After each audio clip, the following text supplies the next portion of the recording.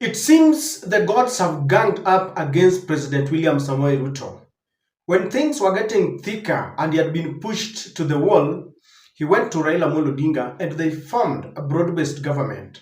And he thought that by Raila being his side, he had extinguished every fire that was burning every corner of his governance. But it turns out that even that makeshift arrangement is not working out for him, because just recently Raila came out and protected Anyang' Nyong'o and Orengo and even Edwin Sifuna, and Raila said that William Ruto is trying to sabotage devolution, something that they fought for, and some had even to die to protect the devolution. And as if that is not enough, BBC comes with a very damaging report on how the police killed youths in parliament, and then it even makes it worse that the military could have been involved. You know, the military falls directly under William Ruto, is the commander-in-chief of the armed forces.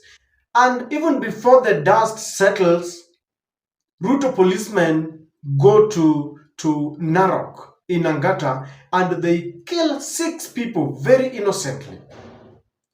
Now, the reason why I'm telling you that the gods have abandoned William Samoei Ruto, his name has been mentioned in the altercation, the land altercation in Narok. And those residents are saying that William Ruto is trying to use some proxy to take that land. A land that has got some dispute that is still undergoing court review. And then they decide to kill people. This time around, I want to humbly submit to you that William Ruto has bitten more than he can chew, if at all he's got a hidden hand in that land. Because there is a general feeling in the country that William Ruto has got an appetite for land. It started when he was still a deputy president, back then in the Ruto government, when the police tear-gassed primary school children, not even secondary, in the Western Hotel, when I think the management of Western Hotel wanted that land that is adjacent to Western to expand. I understand that, I don't know, they wanted some parking. And Ruto's name with the land is something that you cannot separate. In fact, if you ask people, William Ruto has got a very bad name. People feel that he's thriving in corruption, he's got an appetite for land, there's a lot of wastage. But this time around, if at all he was involved in this land saga, either directly or indirectly, it has really backfired on him, and it is going to damage further his name. Because as the member of parliament, Johana Ngeno, is explaining, they committed 3 biggest illegalities, including murder. Kindly listen to Johana Ngeno.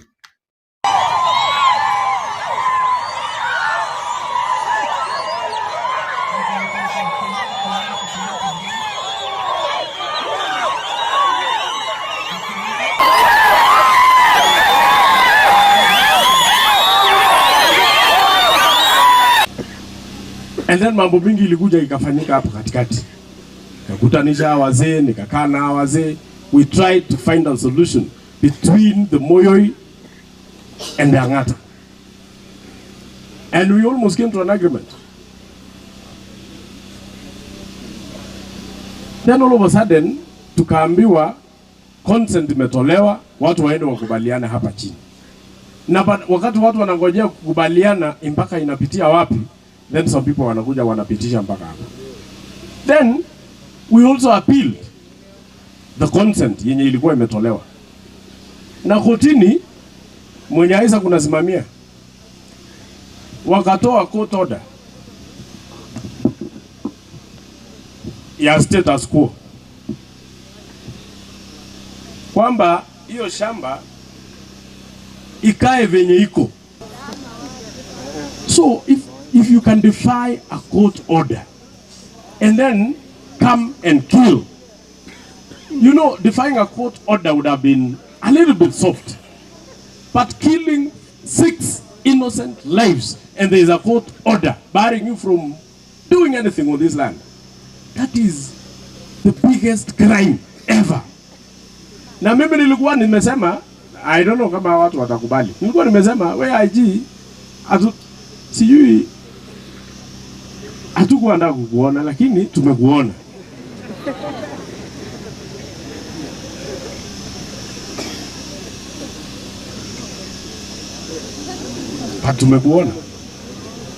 Tumekuona tu, hatujui who you are serving.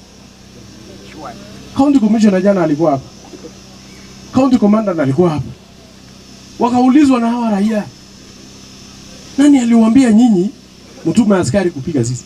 County commissioner was not aware of any operation here. County commander was not aware of any operation here. How do you order an operation of that magnitude without even informing the county commander? And I don't even understand whether you know it. Sababu nimesema tutakubali uongee hata wewe utuambie if you are also aware of this operation. Otherwise hatukuandaa kuongea. Now, ladies and gentlemen, if you listen carefully to that member of parliament, remember is the one who confronted the policemen on the day that they killed 6 people.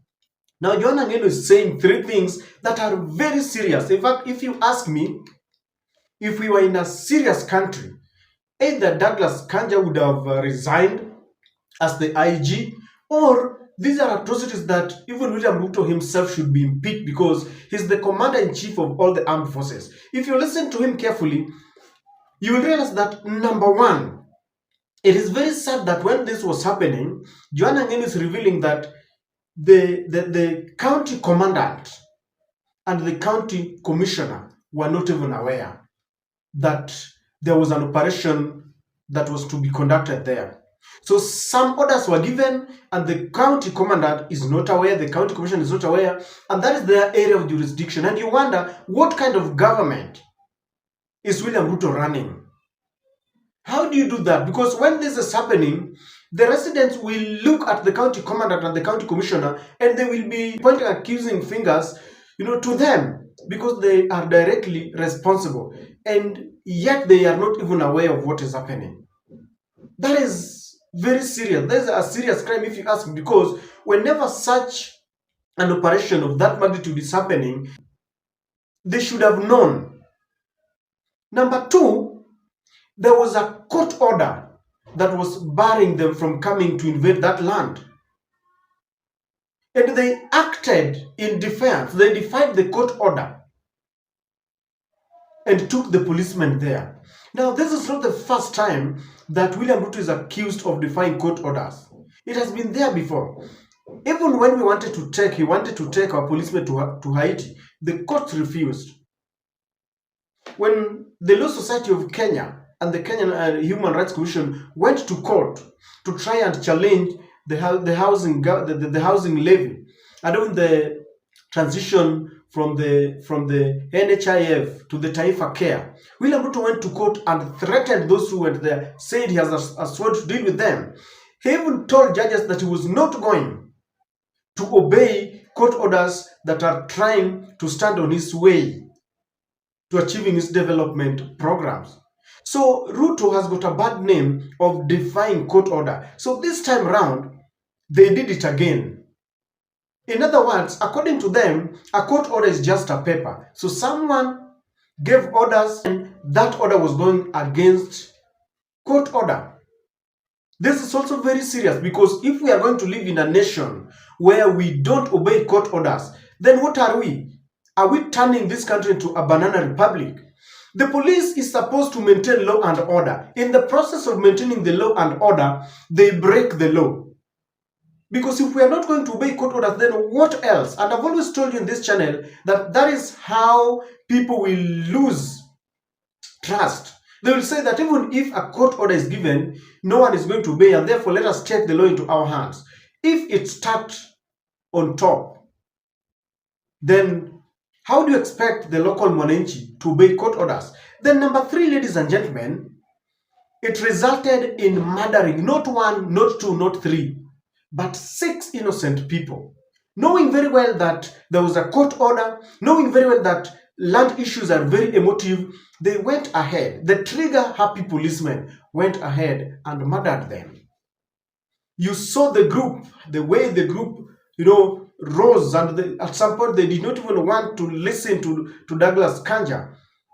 and Amin, they insisted that Johana Ngeno, their member of parliament, must be there. Because wananchi know very well nani anawatetea. For over 1 hour, Douglas Kanja was stuck. a 1 hour curfew inside that chopper because they could not come out. Members rose up in unity. And if William Ruto had a hand in this land acquisition, he's not going to repeat it. I think that is how people rise up, and it teaches us one lesson. Kenyans, we can always rise up against a very retrogressive regime. We can always rise up for our rights. I can assure you, had the residents not risen up to guard and to shield their rights, I can assure you that land would have been taken. Lives have been lost, but they decided that we are not going to fear the bullet. We are going to rise up. And you see that crowd. Wherever William Ruto is and his advisors, if at all he was trying to acquire that land, do you think they will still come? This has backfired. They're not going to come. They're not going to come back for it. And I must repeat that Kenyans must learn that we always rise up together, or you'll be crucified individually. The other lesson that I want us to pick, the people who are rising up, the people whose lands was almost going, are Kalenjins and some of the Maasais. Let me ask you, Ruto comes from the Rift Valley. That place is Rift Valley. These are the people who voted for William Samoei Ruto. And Orengo warned that regimes always mistreat their own children. Regimes always eat their own children. Now look at what the regime is telling them. These people voted. These people sang Si Uchawi ni Maombi. Right now, they are the ones who are suffering the most. And it goes across the country. Those people who woke up very early in the morning to vote to punish Uhuru Kenyatta or Raila Amolo Odinga are now crying. They regret. Unfortunately, they have to live for another 2.5 years with William Ruto, with some of the members of parliament saying that, we want to extend the president's tenure. When we are given an opportunity to vote our leaders, please let us shun tribalism. Let us vote leaders on account of what they stand for. Look at them. As a result of voting William Ruto, 6 lives have been lost. And then the final one, these people wanted justice, but justice has not been acquired. 5 people have been killed. Then what happened is that they transferred the DCIO and the GSU commandant there, the GSU officers. Now, what has this achieved? The bad blood between them will at least subside, because if people whom you suspect to have killed you are still there, there's a lot of tension. So they have been transferred. But that is as far as it can go. There's not going to be any justice. All these things about investigation are over. The motions have been managed. There can never be justice because the order was from above. If at all it is true, and I'm saying if at all it is true that William Ruto has a hidden hand in this land altercation, then orders came from him. He's the commander-in-chief of all the armed forces. And Kanja understands so well that the junior officers who are given orders to shoot, to kill, are very innocent, because the military and the police, the uniformed men and women, always operate under a yes sir kind. They are disciplined. There's nothing they can do. That is why they have to be protected. And Kanja understands that even if you relieve them of their duties, the order came from above. And so, ladies and gentlemen, I can assure you that this has backfired. Not unless that William Ruto is mad. You cannot continue pursuing a matter that you know very well was illegal. You have defied court orders. People have died, not 2, not 3, but 5 or 6. And then it is coming out very clearly that they overlooked the authority of the local leaders, who should have been informed that this operation was taking place. I can assure you this has backfired. It has really exposed William Ruto. The gods are not with him. The news that is grabbing headline is all about bloodshed. While the first priority of a government is to protect lives and property, this government thrives over deaths and bloodshed. Do you agree with me that if at all William Ruto was involved, then this has backfired? Or do you think he can still pursue this with all the illegalities that have been committed? I don't know. Let us wait and see.